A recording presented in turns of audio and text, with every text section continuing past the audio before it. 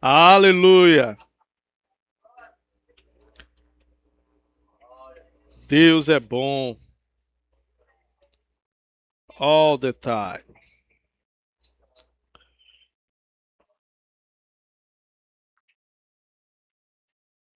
Aleluia. E nessa noite nós vamos falar sobre uma vida frutífera. Aleluia. Aleluia. E o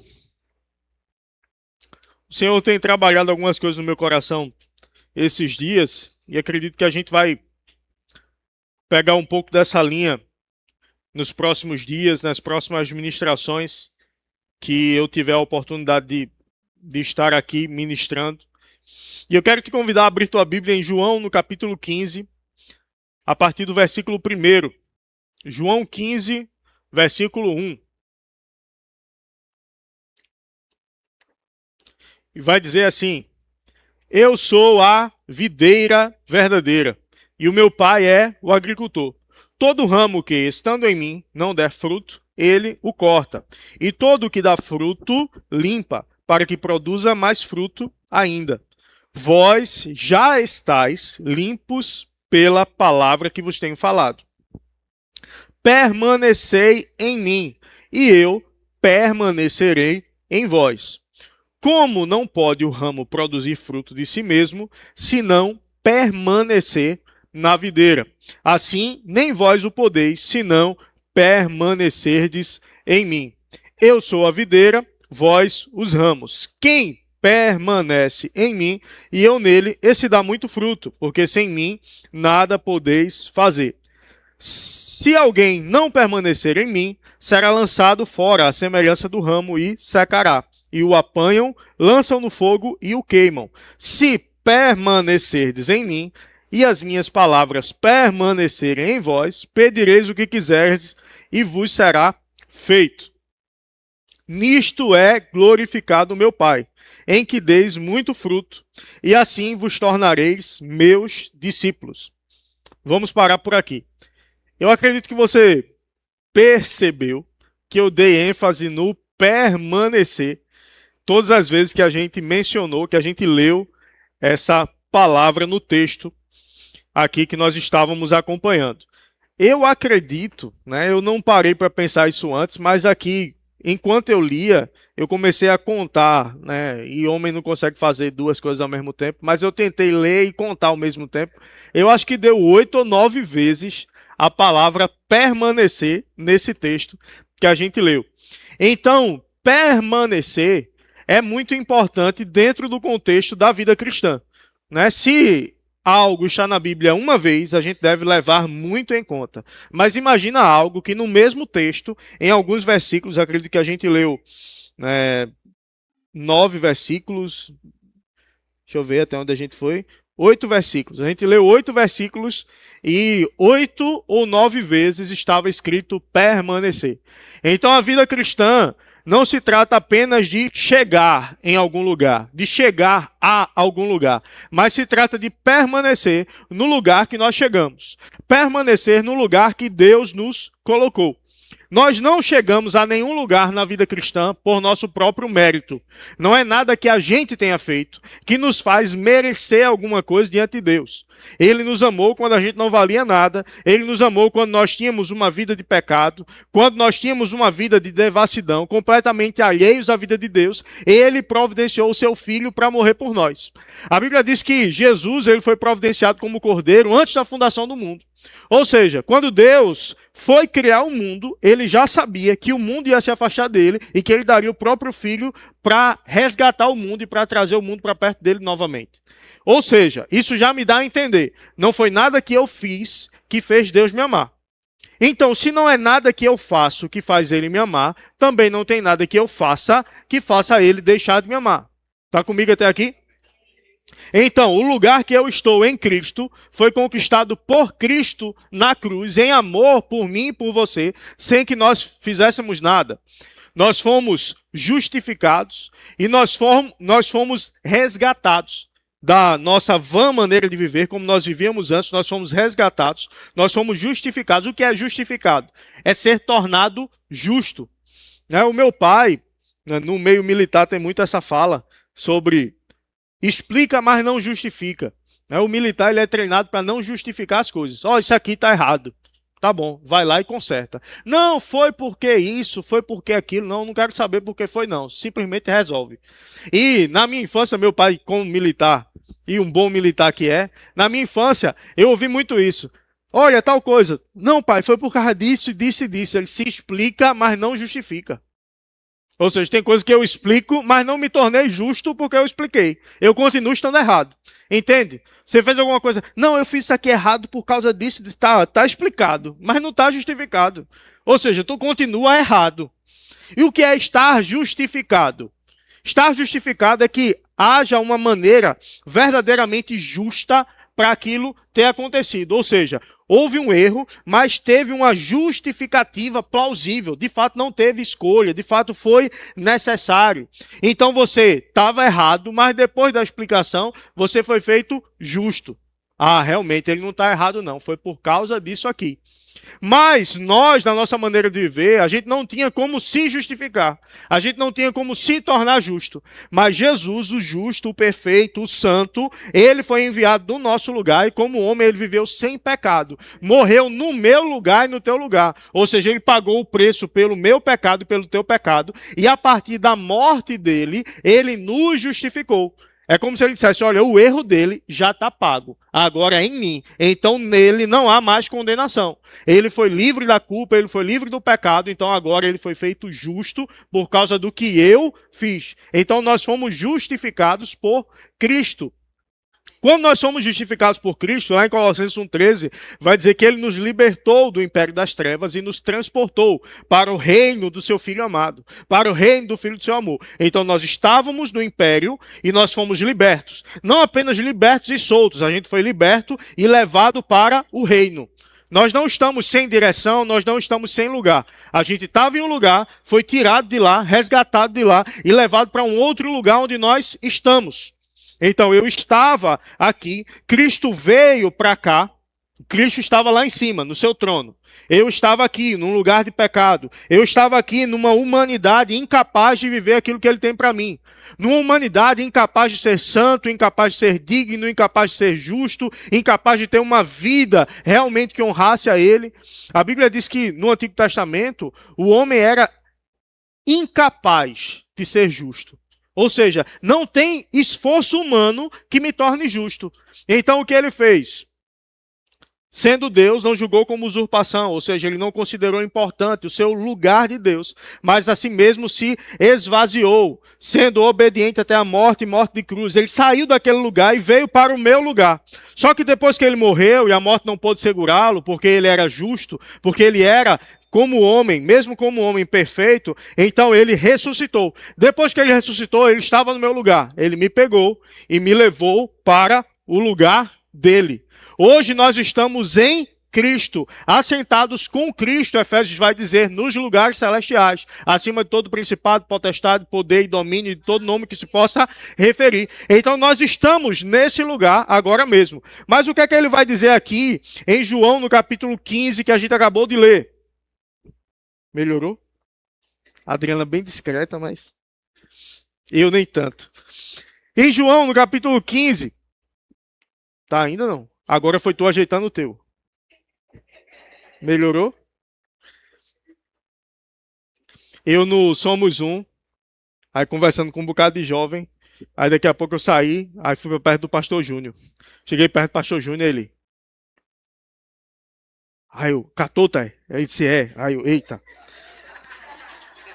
Aí eu limpei, eu disse, mas rapaz, eu tava perto de um bocado de jovem e ninguém me disse que eu tava com a catota aparente. Que coisa, rapaz. Aqui o cabelo assanhado, a Adriana chegou aí. Então, o que é que ele diz aqui em João no capítulo 15? Se vocês permanecerem em mim, ou seja, nós fomos colocados por Cristo nele. A gente não fez nada para chegar nesse lugar. Ele nos colocou nesse lugar. Mas depois que a gente chegou nesse lugar, é nosso papel permanecermos nesse lugar. Não é papel dele nos fazer permanecer aqui. Aí entra a nossa responsabilidade nesse lugar que nós fomos colocados. Ou seja, ele nos tirou, ele nos resgatou, ele nos limpou, nos lavou, nos justificou, nos purificou e nos colocou nele. E agora nele, nessa nova posição, onde o pecado não me domina mais, onde nós não estamos mais no lamaçal do pecado, aprisionados pelo diabo, que nós estamos em Cristo, de quem é a responsabilidade de permanecermos aqui? Nossa! E nessa passagem ele diz, olha, vocês precisam permanecer em mim, eu vou permanecer em vocês. Se vocês permanecerem em mim, vocês vão dar muito fruto. Se vocês permanecerem, 8 vezes, em 8 versículos, fala sobre permanecer. Ou seja, a vida cristã se trata muito mais de nós permanecermos no lugar que foi conquistado para nós, do que nós conquistarmos um lugar. Nós não fomos chamados para conquistar um lugar espiritual. Cristo já conquistou para nós. O nosso papel é apenas permanecermos nele. E se nós permanecermos nele, nós vamos dar muito fruto. Porque sem ele, nada podemos fazer. E um ramo que não frutifica, ele é cortado e lançado no fogo. Ou seja, nós fomos chamados para frutificar. Nós fomos chamados para dar fruto. Nós não fomos chamados para sentir alguma coisa. Nós fomos chamados para dar fruto. A vida cristã não se trata de sentir alguma coisa. E às vezes eu vou conversar com alguém e eu entendo, mas é uma falta de conhecimento e a pregação é para isso, para explicar, para trazer conhecimento. Não, pastor, como é que eu faço para... Porque eu estou já na igreja há algum tempo, mas eu não sinto ainda aquilo, né, que eu vejo outras pessoas sentindo. Eu ainda não... Ei! A vida cristã não se trata de sentir o que outra pessoa sente. Não se trata de sentir uma vontade de ir para a igreja, sentir uma vontade de parecer crente. A vida cristã se trata de permanecer no lugar que Deus conquistou para nós, sentindo ou não, querendo ou não. Porque nem todos os dias eu tenho vontade de trabalhar, e na verdade, na maioria deles eu não tenho. Mas mesmo assim, eu acordo cedo, tomo um banho, que é importante, tomo meu café, visto o terno, que é chato. Quem vê diz, ó, que elegante trabalhar de terno. É chato, não gosto de trabalhar de terno. Mas prefiro do que farda também. Mas passar, né, ajeitar a camisa aí... Aí vou lá trabalhar, pego o trânsito, vou até a hora. Por quê? Porque é necessário eu fazer isso. Só que quando a gente traz para a vida cristã, a gente pensa que a vida cristã se trata de querer, se trata de gostar, o gostar, o querer, ele vai vir como uma consequência da comunhão com Deus. Mas mesmo assim, nem todos os dias a gente vai querer. Tu acha que todo dia eu quero ser pastor? Todo dia eu acordo, rapaz, eu sou muito grato por estar nessa função pastoral. Eu sou filho, como você é filho. E cada um de nós tem um chamado, e não existe chamado maior do que outro. Existe chamado que tem uma visibilidade maior. E num ponto de vista natural, às vezes a gente pensa que quanto maior a visibilidade, maior é a importância do chamado diante de Deus, e não é. Às vezes tem gente que é pastor, que prega para multidões e não foi chamado para ser pastor. E ele está sendo infiel ao que ele foi chamado. E alguém que está na segurança, que está tomando conta de carro na igreja, que está na diaconia, varrendo, que está fazendo um café, mas Deus chamou a pessoa para aquilo e ela está sendo fiel naquilo que ela foi chamada para fazer. Ela vai ter um galardão maior no céu do que um pastor de multidões que não foi chamado para ser um pastor de multidões. Então não é a visibilidade que garante o galardão, é a fidelidade ao que fomos chamados para fazer. Então já tira essa questão de, porque o chamado dele é maior que... Não existe isso no reino. Chamado é recompensado pela fidelidade. Mas no meu chamado pastoral e na minha vida pastoral, eu sou muito grato a Deus. Eu sou muito grato a Deus. Eu sou realizado no que eu faço. Como eu sou feliz em estar vivendo esse chamado em Deus. Mas todos os dias é uma maravilha ser pastor? Nem todos os dias. Todos os dias eu tenho vontade de ser pastor? Nem todos os dias. Tem dia que eu tenho vontade de pegar um avião para bem longe e desaparecer. A gente vai junto. Não, se eu indo, tu tem que ficar. Vocês têm que ficar, eu indo. E quem vai pastorear? Mas, ei, não é porque tem um dia que dá vontade de desaparecer que eu vou desaparecer, não. Porque, ei, os meus sentimentos, as minhas vontades não podem mandar em mim. O que manda em mim? O propósito de Deus para a minha vida. Então, querendo ou não querendo, eu vou. Uma coisa que eu gosto muito no chamado pastoral, essa é a parte que a gente se diverte, pregar. Eu gosto de pregar. Tem coisa no chamado pastoral que não é tão agradável. Mas o pregar, para mim, é massa. Eu gosto de pregar. Mas nem todo dia eu estou com vontade de pregar. Tem dia que eu estou triste. Tem dia que eu estou cansado. Tem dia que eu estou estressado. Tem dia que eu estou cheio de problema. Tem um vídeo de uma ovelha mesmo. Ela entra num forno. Tipo aqueles fornos de pizza. No chão assim, tem um forno pegando fogo, ligado, para você entender. E a ovelha sai correndo e ela entra no forno. O pastor, eu acho que é o pastor, né? Da ovelha mesmo, natural. Ele vai lá e puxa a ovelha, tira ela dali. A primeira coisa que ela faz quando ele solta ela é correr pro fogo de novo. Ele vai lá e puxa ela de novo. Tem um outro resgate de uma ovelha que ficou presa numa valeta assim, ela meio gordinha, ela caiu, ficou presa, as patinhas não conseguia. Aí o cara foi lá e tirou a ovelha do lugar. Resgatou a ovelha. Quando ele resgatou, ela saiu correndo e pulou e caiu de novo na valetinha e ficou presa de novo. E isso, né? A gente vê isso também, uma pisa boa, né? Isso a gente vê também, né, no chamado pastoral. Tem ovelha que você vai lá, ajuda e faz, e ama, e restaura, e limpa as feridas, e bota. Aí diz: ó, não vai por aqui de novo, não, bença. Não vai por aqui, não. Tá bom, pastor. Quando vira as costas, pro forno de novo. Aí quando chega no forno, pastor. Aí lá vai o pastor. Aí não pode dizer não. A vontade de dizer, queima.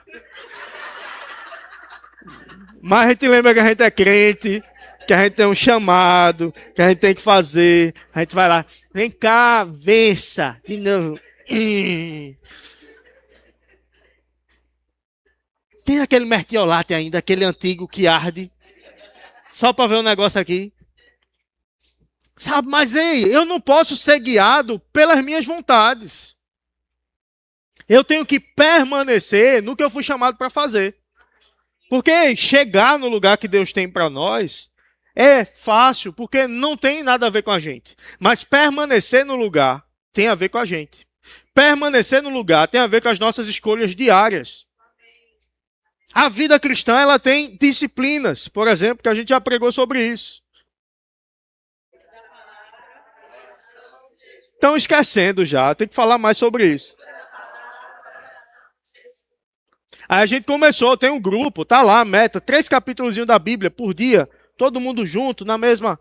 Aí já foi diminuindo a quantidade, diminuindo. Quantidade de gente batendo na meta, de leitura, 3 capítulos por dia da Bíblia. Mas não, eu quero, né, o fogo de Deus. Mas ei, qual é a parte que cabe a mim, meu irmão? De me relacionar com a palavra, de me relacionar com Deus em oração. Do básico ali. A gente não quer fazer, mas eu quero sentir o fogo de Deus quando eu estou no culto.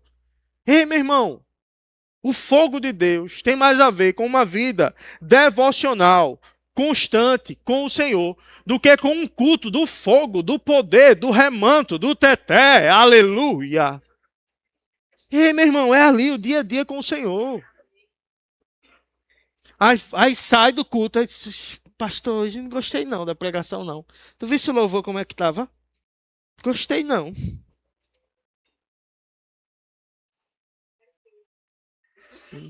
Miséria e queima, né? Aí a pessoa vem na posição, né, parecendo o Jacan, né? Tonto, porro, né? Aquele avaliando a comida. E a gente foi chamado para avaliar a comida não, bença. Peraí, Mira, foi nem tão engraçado assim não. O pagamento tá em dia, dá a risada dela. Sabe, meu irmão, o prato é esse. Come, menino. Não senti, acho que Eu acho que estava faltando um pouquinho de sal aqui. Eu acho que aqui... Presta atenção, bença. Cuida da tua vida com Deus. Cuida de permanecer em Deus quando está empolgado e quando não está empolgado. Cuida de orar quando tem vontade e quando não tem vontade. Cuida de ler Bíblia quando tem vontade e quando não tem vontade. Isso é permanecer. Aí se eu permaneço, eu vou ter uma vida de frutificação. A gente está querendo frutificar, como ramos que somos, longe da videira. Tu já viu um ramo, um galho, dando fruto no chão, longe da árvore? Frutifica não. Ele frutifica permanecendo. Ah, mas é um galho tão bonito. É um galho tão bem desenhado. Ei, mas se ele está longe da árvore, ele não vai frutificar. E a responsabilidade de permanecermos na árvore é nossa. E como é que eu vou permanecer na árvore?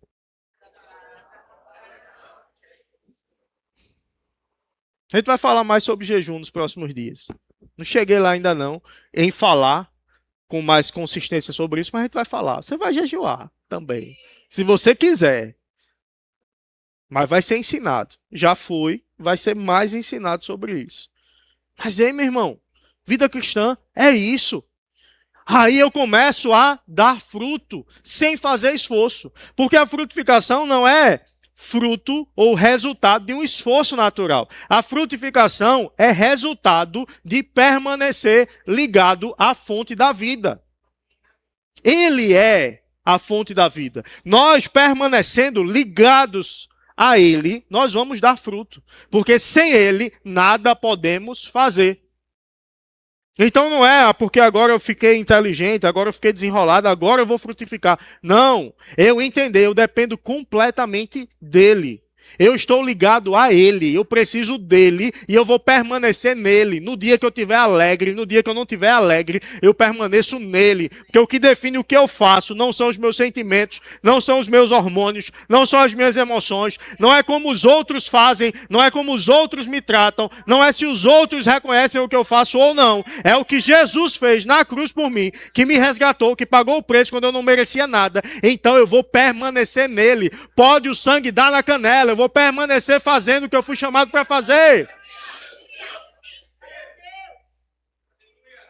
Ei, Jesus como homem, ele teve emoções.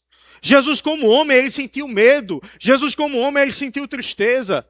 A Bíblia diz que ele chorou. A Bíblia diz que quando ele estava para ser levado, preso, sabendo pelo que ele ia passar, ele chamou Pedro, Tiago e João, foi orar. E a Bíblia diz que ele suou sangue. A medicina explica que é possível alguém suar sangue quando ela está num nível de pânico gigante. Então as emoções de Jesus estavam em pânico. E Jesus orou: Senhor, se for possível, passa de mim esse cálice sem que eu beba. Profeticamente, Jesus precisaria beber alguns cálices. E esse último cálice da sua morte, ele disse: se possível, passa de mim esse cálice sem que eu beba, mas que não seja feita a minha, mas a tua vontade. Mas quantas vezes na nossa vida cristã a gente tem feito essa oração? Senhor, que seja feita a tua vontade, não a minha. Senhor, eu estou aqui para fazer a tua vontade, não a minha. Não, Senhor, eu faço a tua vontade, quando a tua vontade for igual à minha. Quando for diferente... Senhor, eu faço a tua vontade, contanto que eu concordo com o meu líder. Porque ele diz para a gente se submeter. Ele diz para a gente se sujeitar uns aos outros em amor. Então, eu vou me sujeitar à medida que eu concordo. Quando eu deixei de concordar, eu deixo de me submeter. Eu deixo de me sujeitar. Então, eu nunca me sujeitei. Porque se eu digo: Pastor Eric, vai por aqui. Só que já era o plano dele ir por aqui. Você entende que ele não está sendo submisso? Não, ele já ia por aqui. Ele está obedecendo? Tá. Mas ele ia fazer isso de qualquer jeito. Mas quando eu digo: tu está aqui, o caminho mais rápido é ir por aqui. Mas eu digo: vai pelo outro lado. E ele vai querendo ir por aqui, tendo lógica que ir por aqui era melhor. Mas eu sabendo de algo que ele não sabe, eu digo: vai por ali. E ele, sem concordar, vai por ali. Isso é submissão. Isso é sujeição. Mas no reino, a gente só se sujeita em amor. A gente só se sujeita quando a gente ama. E a vida cristã é uma vida de amor. Abre lá em Gálatas 5, versículo 13.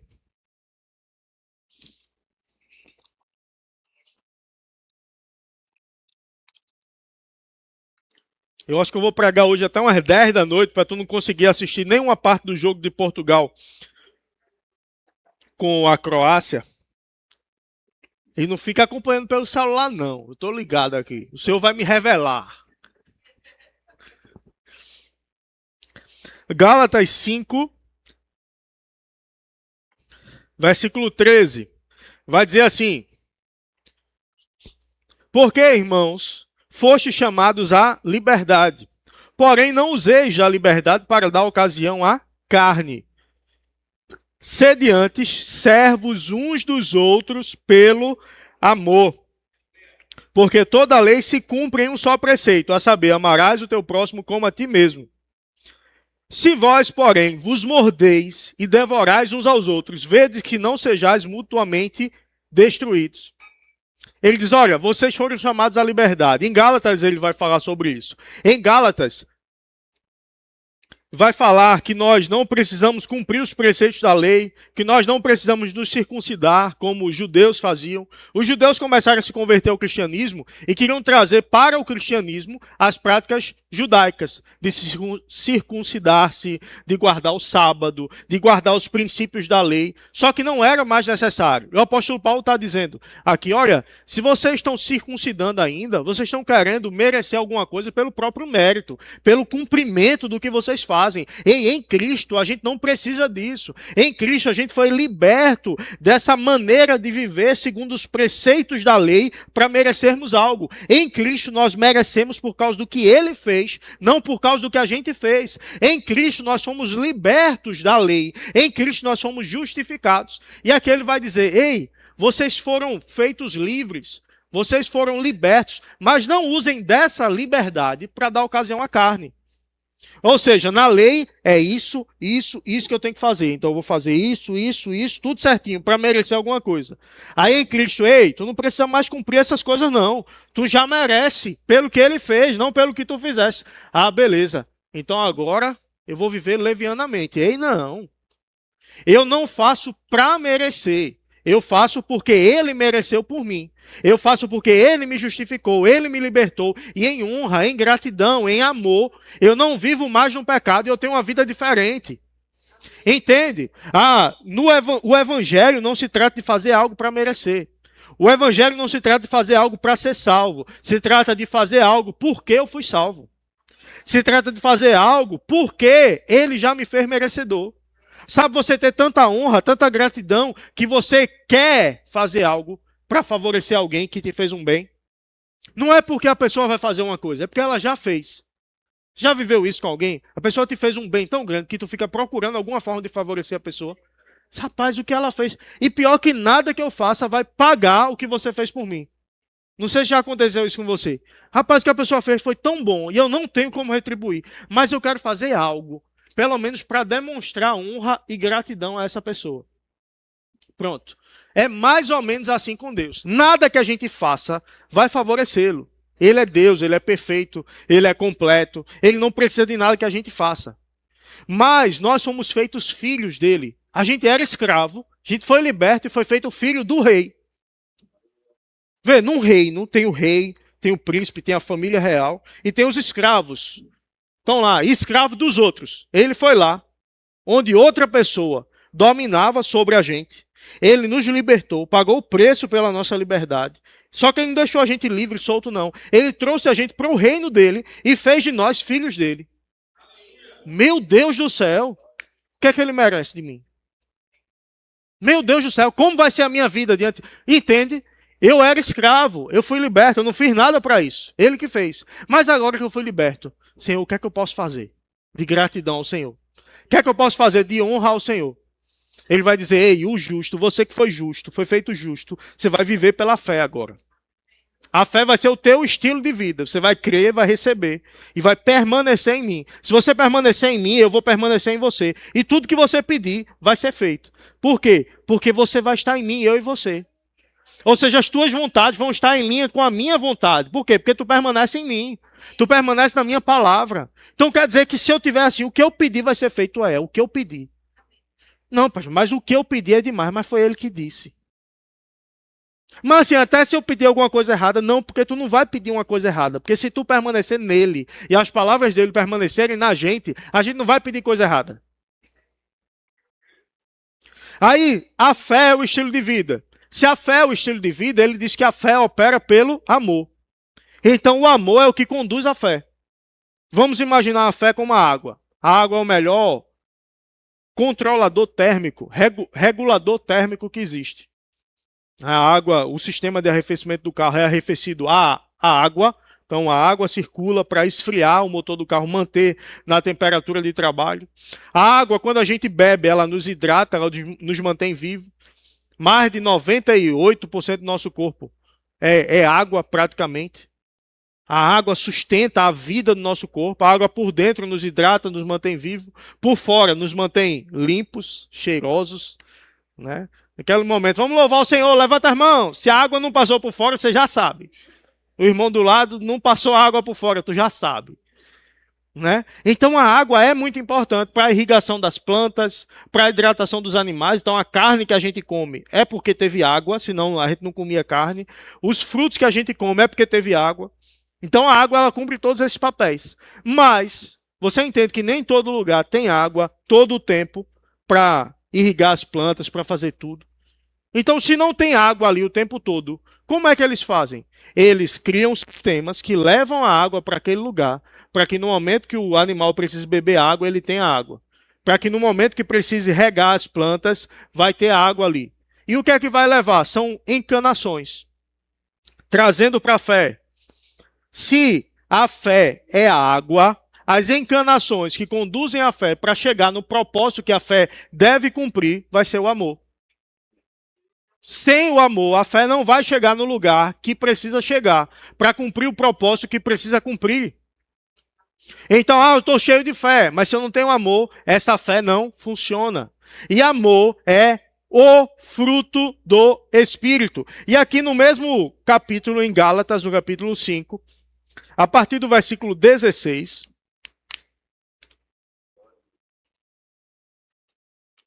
vai dizer: digo, porém, andai no Espírito, e jamais satisfareis a concupiscência, ou o desejo proibido, o desejo desenfreado da carne. Porque a carne milita, ou seja, luta contra o Espírito, e o Espírito contra a carne, porque são opostos entre si, para que não façais o que porventura seja do vosso querer. Mas se sois guiados pelo Espírito, não estáis sob a lei. Ora, as obras da carne são conhecidas e são prostituição, impureza, lascívia, que é desejo sexual desenfreado, idolatria, feitiçarias. Idolatria é colocar qualquer coisa acima de Deus. Idolatria a gente pensa um santo, né, uma imagem lá, e alguém se prostrando diante dela. É idolatria também. Mas, se, por exemplo, eu deixo de cultuar porque tem algo melhor para fazer, assistir o jogo, por exemplo. Porque eu deixo de ler Bíblia porque o Instagram é mais atrativo para mim. Isso é idolatria, viu?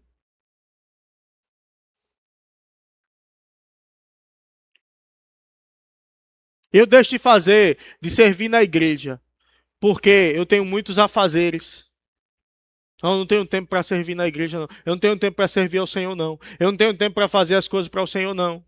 Ou seja, estou colocando outras coisas na frente do Senhor. Isso é idolatria. Ficou mais quieto aqui agora. Feitiçarias, inimizades. Então, inimizade está na mesma classe de idolatria. Alô? Alô? Alô? Tá saindo aí o som? Não? Tá, né? Inimizade é obra da carne tanto quanto idolatria. Aí eu estou falando, olha para aí, aquele período lá que o povo vai tudo, sobe o morro, de joelho, com um tijolo na cabeça, andando de costa, 20 quilômetros andando, vestindo mortalha, para ir pagar a promessa lá. Aí eu olho para aí, que idolatria. Mas o meu irmãozinho na igreja, eu tô com raiva dele. Eu tô de biquinho com ele, porque ele falou de um jeito que eu não gostei.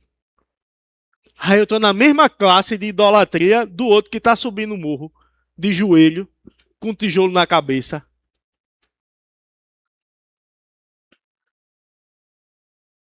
Inimizade. Não, eu tô na igreja, mas fulano ali eu não gosto muito dele, não. Acho que esse jeito dele, eu não gosto muito do jeito dele, não. Ou seja, eu estou dizendo a Deus assim, Senhor, se eu fosse o Senhor, eu tinha feito ele melhor.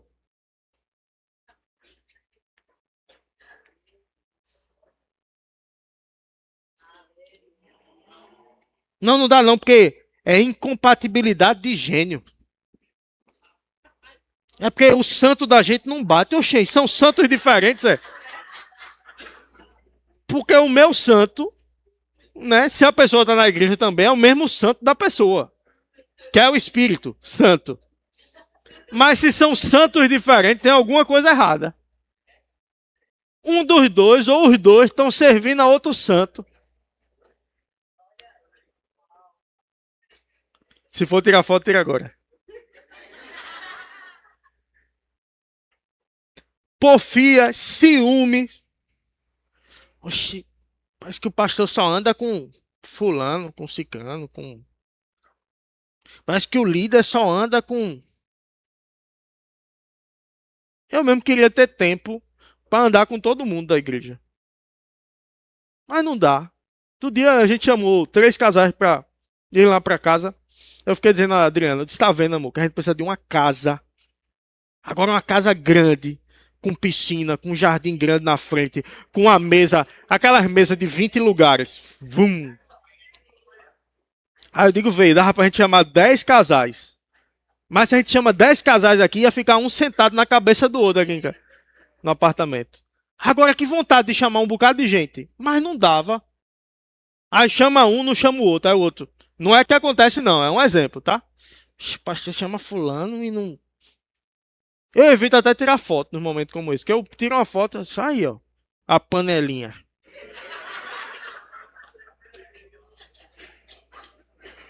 É não, Bessa, é porque não dá. Aí a mesma pessoa que fala isso, tem outro que olha para a pessoa e diz, aí a panelinha dele. Ou seja, todo mundo tá em alguma panelinha. Aí ciúme. Ciúme da proximidade com alguém. Ciúme do espaço que alguém tem. Ciúme do púlpito. Porque fulano prega e eu não prego. Porque fulano é líder e eu não sou. Porque não sei o quê. Ciúme. Lá em 1 Coríntios, no capítulo 3, o apóstolo Paulo vai dizer: quando vos escrevi, não pude vos falar como a espirituais, mas como a carnais. Leite vos dei a beber, não vos dei alimento sólido, porque ainda não podíeis suportar. Porque sendo ainda crianças, bebês em Cristo, eu vos dei leite. Por que vocês não comeram alimento sólido? Porque vocês são criança. Por que vocês são criança? Porque vocês são carnais. Vocês já deviam estar em outro nível, mas vocês estão no nível de criança. Por quê? Já percebeu criança? Criança está brincando. É meu. Né? Aí o outro quer brincar. Não, meu. Dependendo do tamanho da criança, se admite ainda, né? Não é que você vai dizer que está certo. Mas você entende. Aí você vai lá e corrige. Mas eu vou dar uma pregação dessa para uma criança de 4 anos de idade, 3 anos de idade? Não, porque é criança, então tem que comer um leitinho, tomar um leitinho ali. O ensino é outro. Só que tem um bocado de adulto, deviam estar sendo mestres já, ensinando, e tem que ouvir o leitinho, tem que tomar o leitinho de novo. Por quê? Porque sois carnais. Havendo entre vós ciúmes e contendas. Aí, ó, ciúmes, iras... Ah, não, isso aí é o outro. Bota 1 Coríntios 3, por favor. Havendo entre vós ciúmes e contendas, não é assim que sois carnais? Aí, ó. Havendo entre vós ciúmes e contendas, não é assim que sois carnais e andais segundo o homem? Ou seja, a gente não foi chamado para andar segundo o homem. A gente foi chamado para andar segundo o Espírito. Se eu estou andando segundo o homem, é porque eu sou carnal. Se eu sou carnal, eu tenho que tomar leite. Eu não vou comer a comida sólida que Deus tem para mim. E você só cresce de verdade, só fica forte comendo comida sólida. Leite é para beber. Mas o que define a minha maturidade são as minhas atitudes. Se eu estou andando no Espírito ou se eu estou andando na carne.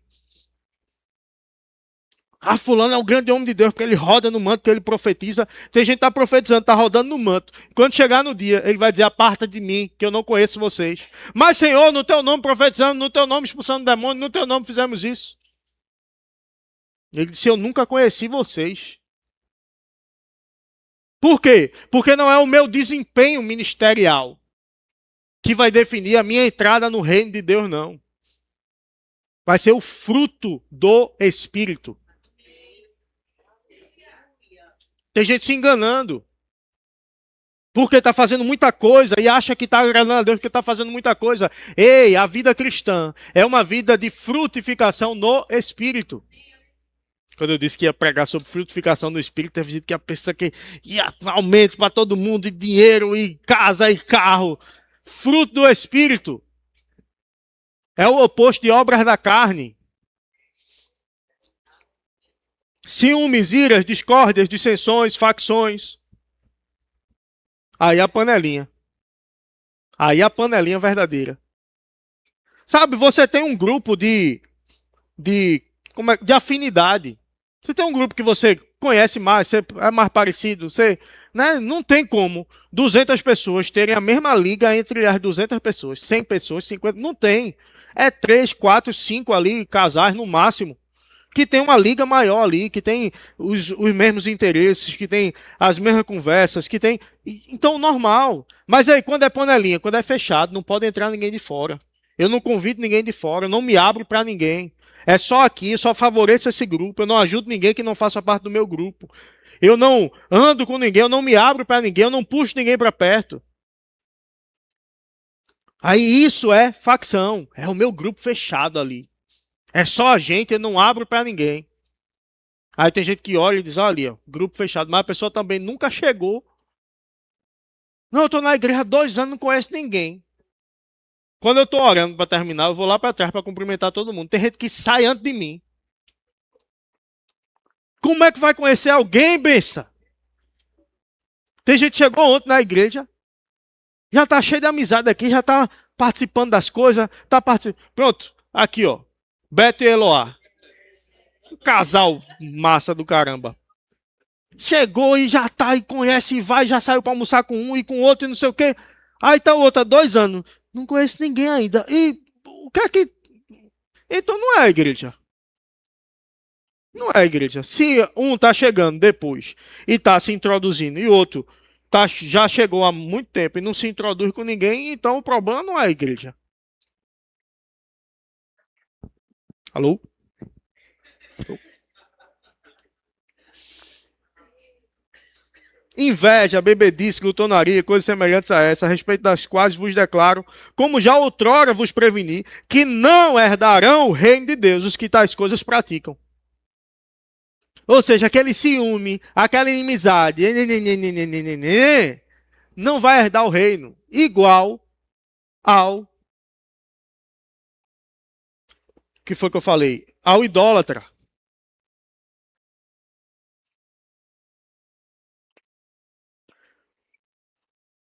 Homossexualidade é pecado também. Mas nem tá nessa lista aqui. Aí a pessoa vê o homossexual e diz, olha, se arrependa, porque senão não vai pro céu. É pecado mesmo. E não é do reino, não. Mas, ei, o irmãozinho, cheio de inimizade, também.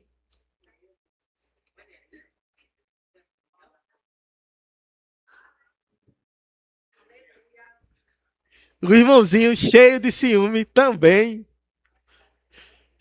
O irmãozinho contencioso, que diz, ixi, chegou. Meu Deus do céu. Chegou o irmão da confusão. Já viu aquele que onde ele chega é briga? Essa semana eu saí de um grupo do condomínio que eu não tava aguentando. Eu não falo nada em grupo do condomínio, eu só acompanho. Mas, meu amigo, tem uma pessoa lá que, meu Deus do céu. A síndica não vê isso aqui, não. Porque olha o que o funcionário está fazendo. Porque isso é um absurdo. Porque é isso. Meu amigo, 200 mensagens por dia reclamando de tudo. Eu digo, eu não aguento não, isso não. Eu digo, pra só ver as coisas. Eu queria estar no grupo, porque às vezes acontece alguma coisa, é bom estar sabendo, né? Mas eu digo, não, isso aqui está drenando minha energia. Aí eu saí. Se o mundo estiver acabando, alguém vai dar um jeito de me avisar. Eu vou saber. Então eu não preciso estar num grupo desse, não. Contenda, contenda, contenda, contenda, contenda. Meu amigo.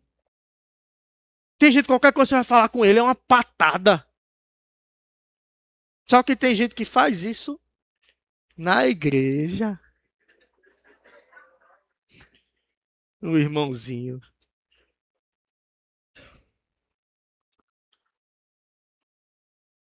Sabe? Eu nem cheguei no fruto ainda. Tá acabando. Grupo de música pode vir. Mas o fruto do Espírito é amor, alegria, paz, longanimidade, longo ânimo, pavio longo.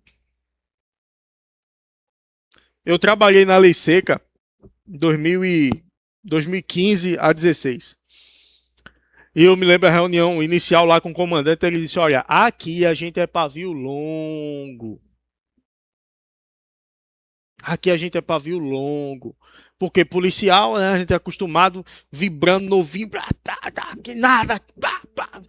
Aí chegou, olha, aqui é pavio longo. Aqui é boa noite, cidadão. Seja bem-vindo à Operação Lei Seca. Apresente, por gentileza, a habilitação do documento veículo. E tinha um combinado na equipe. Quando o condutor, que tinha uns condutor complicado, e principalmente crente. Pense que eu tive um bocado de problema com crente. Isso é um absurdo. Eu tô vindo da igreja e vou fazer o teste. Teve um com a esposa de moto, de terno, com a Bíblia. E é parada de trânsito, todo mundo tem que fazer. Parei. Boa noite, cidadão. Operação Lei Seca. O senhor pode me acompanhar a fazer o teste? Vou, né? Fazer o quê? Isso é um constrangimento, rapaz. Saindo da igreja, sei o quê? Pá. Tá bom. Foi, fez o teste. Ele voltou. Aí eu disse, irmão, eu sou cristão também. Sou policial. Trabalho aqui na Lei Seca também. Tem dia que eu largo, passo por outra equipe e sou parado. Aí disse, é amigo. A gente trabalha junto. Aí sabe o que é que eu faço? Eu paro, desço do carro e vou fazer o teste. Por que o senhor teria mais direito que eu? E qual testemunho o senhor acha que o senhor está dando? Porque a Bíblia diz para a gente nos submeter às autoridades. Aí eu disse, tem um bocado de gente aqui que não gosta de crente por causa dessas atitudes.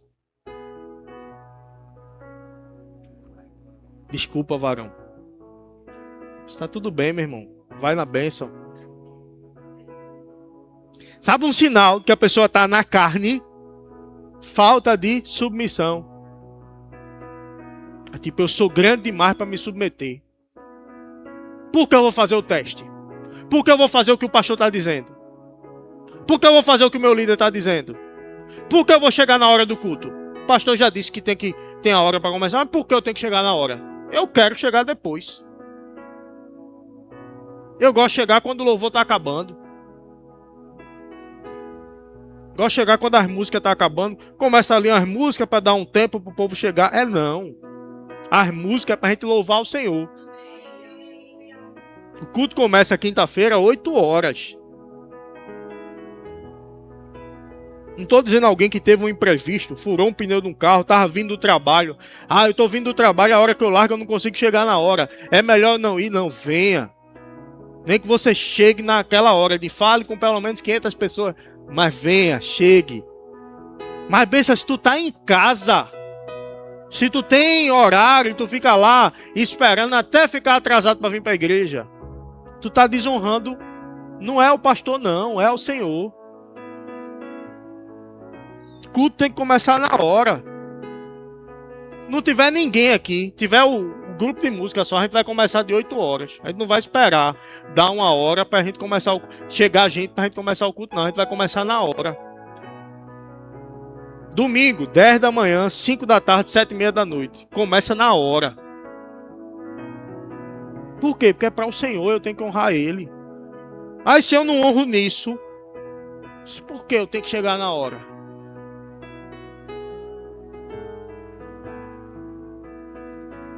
Meu irmão. Aleluia! Glória a Deus. Amor, paz, alegria. Mesmo na palavra como essa, a gente sai, ó. Sabe, Madagascar? Sorri, acene. Finge que nem é com você. Tá tudo bem, não é comigo não. Aquele irmão que se atrasa, não é comigo não. Eita, eu tenho que chegar na hora agora. Ai, sorri. Paz. A palavra paz aqui no original não se trata de ausência de problema. Se trata de mesmo em meio aos problemas, eu estou em paz. Porque eu sei quem me guarda. Longanimidade. Ah não, olha. Que o meu temperamento pisou no meu calo. Pisou no seu calo, filho. Empurra a pessoa para tirar o pé de cima do calo. Bicha! Aleluia. Você vai fazer o quê? Dar um murro, é? Mansidão, domínio próprio.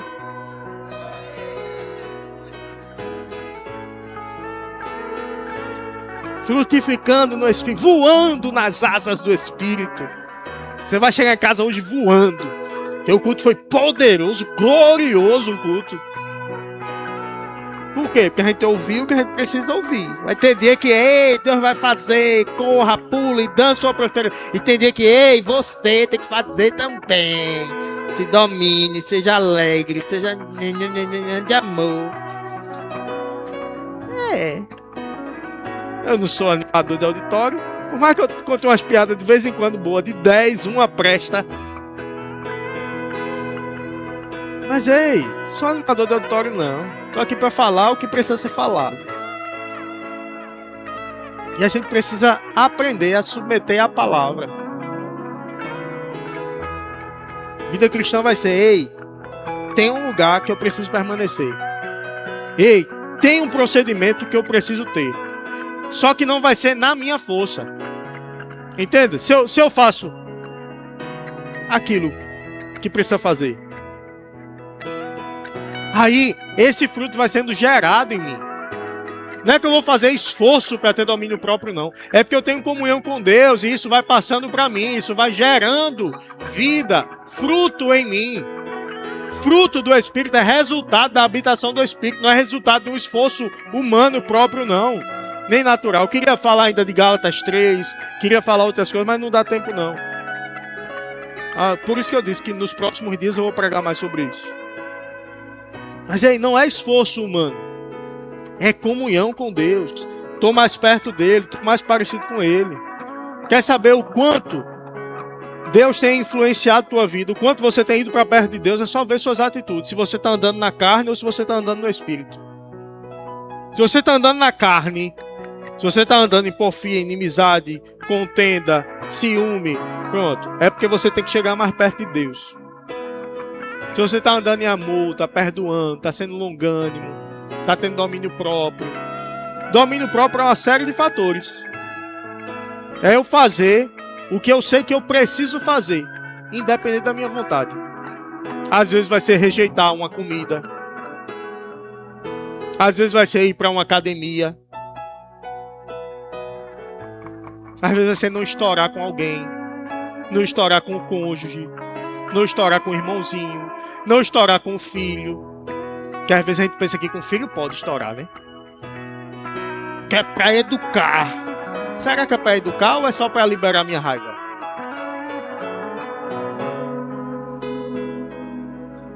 Às vezes nem é para educar, às vezes é só para liberar a raiva. Porque com os outros eu não posso bater. Mas no meu filho, também não estou dizendo contra ou bater, porque vai ter momento que tem mesmo. Só que, ei, é com o objetivo de ensinar de verdade, não de descarregar a raiva. Porque se eu estou batendo e eu estou descarregando a raiva, eu estou na carne. Aleluia!